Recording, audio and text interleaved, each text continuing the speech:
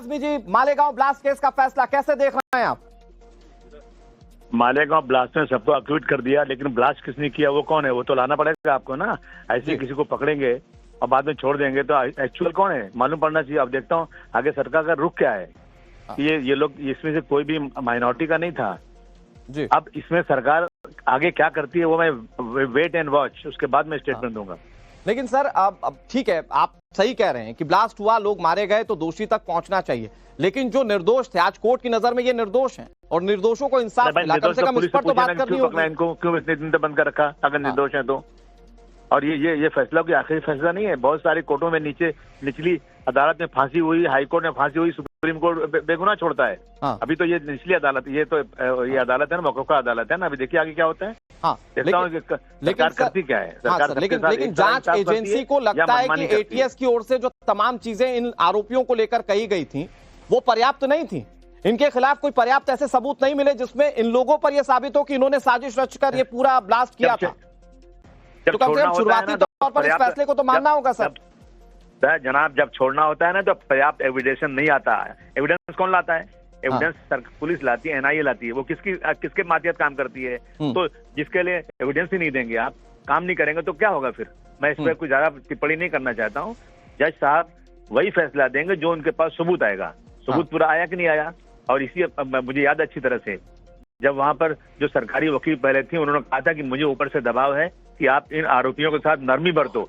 अगर प्रोसिक्यूशन को ये कहा जाएगा नरमी बरतो तो सजा कहां से होगी? ठीक है अबू आजमी जी, शुक्रिया आपका। हमारे साथ श्याम साहू जी जुड़ गए जो कि एक आरोपी थे और आज के इस फैसले में ये बरी हुए। श्याम साहू जी, बहुत बहुत स्वागत और पहले बहुत बहुत बधाई आपको। सर, क्या रिएक्शन देंगे आप? एक बहुत लंबी लड़ाई और उसके बाद आज कोर्ट ने माना कि आप लोग इस पूरी साजिश में शामिल नहीं थे। क्या रिएक्शन देंगे सर आप? जी भाई। हेलो श्याम साहू जी, आप तक आवाज पहुंच रही है? अच्छा, नहीं ये देखो ऐसा है कि सत्य की तो हमेशा जीत होती है। झूठे आरोप जो लगाए जाते हैं वो झूठे आरोप तो झूठे ही होते हैं। श्याम साहू जी, अब देखिए आपकी आवाज बहुत क्लियर नहीं आ रही है, लेकिन अभी अबू आजमी हमारे साथ जुड़े हुए थे, वो कह रहे थे कि एनआईए को छोड़ना था तो इसलिए पर्याप्त सबूत नहीं दिए गए। नहीं, ये तो देखो आरोप कोई कुछ भी लगा सकता है। अब वो भी बोल सकते हैं, पर एनआईए सबूत नहीं था तभी छोड़ा है।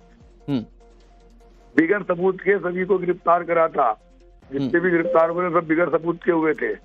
ये पॉलिटिकल स्टंट था। हिंदुओं को बदनाम करने की पूरी साजिश थी। क्राइटेरिया होता है वो कंप्लीट ना होने की वजह से मौका में से भी सबको एक्विट किया है। जो यूएपीए का सैंक्शन था इस केस में, यूएपीए सैंक्शन जो था वो फॉल्टी था। उस वजह से कोई भी यूएपीए के जो सेक्शन है 16 या 18 वो इसमें अप्लीकेबल नहीं हो सकते हैं। ये भी कोर्ट ने इसमें ऑब्जर्वेशन किया है। मुआवजे की भी बात की है। हाँ, कोर्ट ने कहा कि ये जो इंसिडेंट है ये इंसिडेंट बहुत यानी खराब इंसिडेंट है और इस इंसिडेंट की वजह से जो लोग गए हैं, जिनका नुकसान हुआ है विक्टिम्स का, वो डेफिनेटली पूरा नहीं हो सकता भर के नहीं, लेकिन 2 लाख रुपए हर डिसीज के फैमिली को देने को कहा है और हर इंजर्ड के फैमिली को 50,000 रुपए देने का कोर्ट ने डायरेक्शन दिया है। बड़ी बात है कि मतलब पहली बार एटीएस के जो अधिकारी जिम्मेदार थे उनके खिलाफ आप लोग क्या आगे की क्या रणनीति? नहीं, डेफिनेटली जो आपने 7-11 में देखा या इस केस में देखा, कई सारे अधिकारी जो कॉमन है, इस बारे में हमने पिटीशन भी फाइल की है। जो इतने साल हमारे सब लोगों के बर्बाद हुए हैं और उस वजह से अभी उस बारे में हम एक्शन लेंगे।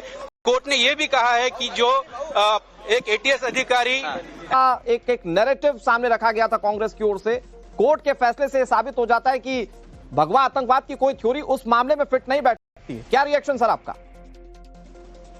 देखिए, ऐसा है कि जो प्रज्ञा ठाकुर गोडसे को पूजा करने वाली हैं और उनका एक्विटल हुआ है और एनआईए होम मिनिस्टर के अंदर में है, तो होम मिनिस्टर की मानसिकता क्या है, सरकार के पक्ष ने किस तरह से केस को रिप्रेजेंट किया है, ये समझना मुश्किल नहीं। लेकिन उदित सर, आप एनआईए को गृह मंत्रालय के अधीन रखकर सवालों के कटघरे में रख सकते हैं। ठीक उसी तरह से एटीएस को भी तो महाराष्ट्र सरकार के अंतर्गत रखते हुए लोगों ने सवालों के घेरे में रखा। यही तो कहा जा रहा है ना कि एटीएस महाराष्ट्र सरकार के अंतर्गत थी तो जैसा चाहती थी उसने वैसा केस बनाया, सबूतों को फॉल्स किया। देखिए, ऐसा है कि आज जजमेंट के बारे में बातचीत किया जा रहा है, आज के वर्तमान जजमेंट के बारे में अगर इसको ठीक से केस, क्योंकि सर आपने, हम तो जजमेंट पर ही बात कर रहे थे, आपने चूंकि जांच एजेंसी पर सवाल उठाया तो उसी तरह से एक और जांच एजेंसी सवालों के घेरे में थी, इसलिए यह सवाल मैंने पूछा।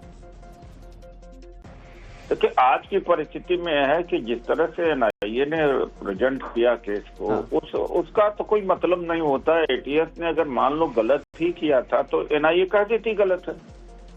अब एनआईए ने एटीएस की जो थ्योरीज थी वो सारी गलत थी। एनआईए कहे ना, या तो फिर कहना चाहिए था कि मैटर परस्यू नहीं किया जा सकता। जब एनआईए ने प्रेजेंट किया केस को, इसको उदित सर आप बहुत पढ़े लिखे और बहुत ज़हीन व्यक्ति हैं, क्योंकि उस मामले में एक पूरी थ्योरी बताई गई थी, एक सबूत रखे गए थे और उसका इन्वेस्टिगेशन करना जांच एजेंसी का काम था, जिसके पास ये हैंडओवर गया था। तो उसने जांच की पहले वाली एजेंसी की और ये पता चला कि पहले जितनी जांचें थी वो सारी फॉल्स थी। खैर, बहुत शुक्रिया उदित राज जी आपका हमारे साथ जुड़ने के लिए और जानकारी देने के लिए। हमारे साथ राकेश जुड़े हुए। राकेश, विपक्ष के नेता हमारे साथ जुड़ रहे हैं, चाहे वो अबू आजमी हो चाहे उदित राज हो। ये साफ हो चुका है किस लाइन पर विपक्ष को बोलना है इस मामले पर, मतलब अब जांच एजेंसी कटघरे में रहेगी इस फैसले।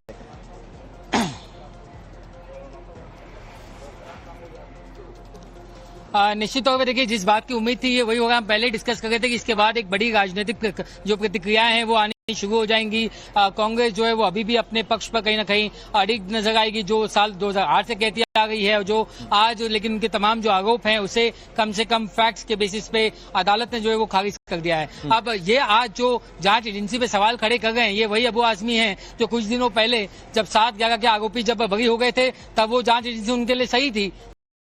ये इनके साथ नाइंसाफी हुई इतने साल, अब जाके इंसाफ मिला है। आज उनके जो सुर है वो बदल क्यों जाते हैं ये समझ में नहीं आता। शायद उनकी राजनीति को यही सूट करता होगा। ये तो जनता जनार्दन है, वो तय करेगी कि आखिर उनके नेता जो है क्या बयान देंगे। लेकिन बताओ, एक जिम्मेदार पत्रकार चैनल होने के नाते हम तो सिर्फ उनकी प्रतिक्रिया दिखा सकते हैं। मैं आपको तस्वीर यहाँ पर दिखाना चाहूंगा कि देखिए, यहाँ पर अब इंतजार किया जाएगा कि तमाम जो आरोपी हैं जो इसमें अब बरी हो चुके हैं वो अब किसी भी वक्त जो यहाँ से बाहर आ सकते हैं। कुछ फॉर्मेलिटीज हैं जो जिसके लिए वो अंदर अभी भी मौजूद हैं और यही वो गेट है जहां से वो बाहर निकलेंगे, चाहे वो कर्नल पुरोहित हो या प्रज्ञा साध्वी हो। तमाम उनके जो सिक्योरिटी स्टाफ है वो भी इंतजार कर रहा है। जो वकील है वो एक एक करके सामने आ गए हैं और जो कोर्ट की सर्टिफाइड ऑर्डर कॉपी लेनी है या इसके अलावा कुछ क्या कहीं किसी को कोई बॉन्ड भरने की जरूरत है या नहीं, तो जो कानूनी प्रक्रिया है उसके लिए अभी फिलहाल तमाम जो आरोपी हैं वो अभी भी कोर्ट परिसर के अंदर हैं। इस मामले में के साथों जो निर्दोष किए गए जो लोग हैं वो इस वक्त अंदर हैं और खास तौर पे जो मुख्य जो वकील है वो भी ज्यादातर वकील इस वक्त अंदर ही हैं। और एक एक करके अब वो जानकारी सामने आ गई कि अदालत में जज ने कौन कौन से मुख्य वो बिंदु थे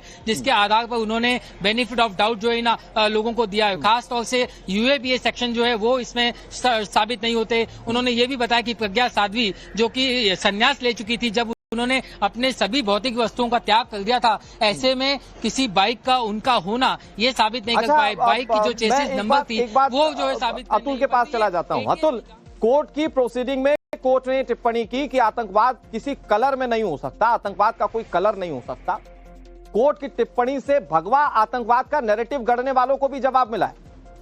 अतुल, क्योंकि आप कोर्ट की प्रोसीडिंग के वक्त मौजूद थे वहां पर।